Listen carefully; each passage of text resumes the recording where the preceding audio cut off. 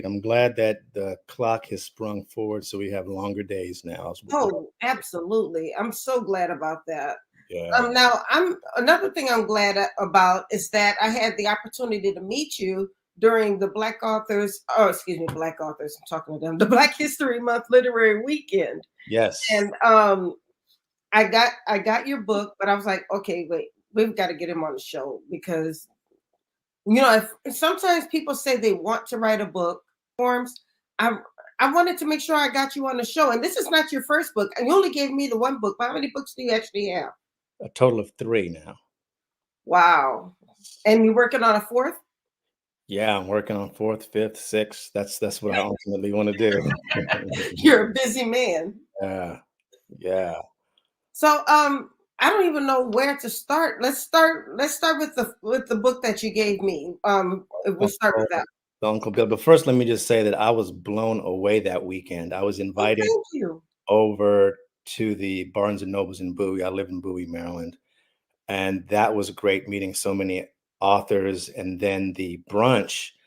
I'm so glad I decided to I just thought it was a brunch. I didn't know it was gonna be such an elegant cream and ivory. I didn't wear cream and ivory because I didn't know, but when I got there, I was just like, "Wow, this is really, really nice." I hope to be a Uncle Billy and Ross. Now, I've just signed, I think, the young lady, Alira publisher, Dr. Yeah, Clint. Dr. Cynthia Miller. Yes, yes, amazing publisher. I signed with them, and they're redoing the whole cover. She gave me a sample. It looks so much better, so I don't even really want to show this now because to me, the thing is just so much better. But so that new one I think is coming out towards the end of April. But that book, I wrote it because I've learned so much in life reading so many different authors that helped me grow as an adult. Books from Napoleon Hill, Mm. a guy named Earl Nightingale, Shakespeare. There's just so many stories that has helped me. And what I'm doing is I'm retelling some of those same lessons in a book to where young people could understand. Because I thought that if I had known these type of things, these tools, when I was 13, 14, 15, I would have been so much further along than I am now sooner. Mm. So that's what this book is about. It's Uncle Billy. He's a very wise older man. Ross is a very young, witty teenager. He has kind of a smart mouth, but he's teaching him lessons about saving money, about reputation. There's a chapter in there about Black history, where the younger people today. I just take a different spin. I like to do creative writing. So my objective is always to educate and educate and entertain. Put a comment up here that he likes the idea of writing about investing in real estate.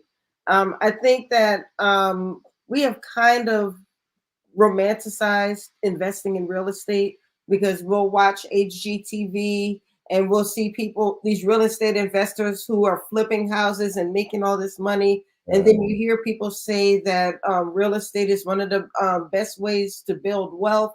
And so now so many people are wanting to do it, but I don't think that people always understand the work that goes into it. There's the unsexy side of it. Right, right. And there's people who capitalize on those who really want to invest. That's the second book I wrote is called King Khan. And it's the truth about real estate investment courses and seminars. So there's these companies that charge tons of money for you to come and learn how to invest in real estate. Yes. And then what they teach you sometimes is outdated and it's very difficult for you to make the money. So this book that I wrote exposes them basically. My son, he was young and he wanted to do investing, and they helped him to secure $19,000 in credit cards, and it went all towards the seminar. Oh, wow. And then he found out that he couldn't do anything with it. So Oh, I had to fight on his behalf, and we was able to get back all of the money. But I've heard so many stories of people this happening to them, and they're not able to get their money back. So this book is how to in dealing with these seminar companies. Wow. You know, that This is a real case. A lady came to me because her husband was a contractor and he was paid 30% of $100,000 job to finish a lady's basement. Well, between the time he started and a few months later, he died. He had some sort of blood clot.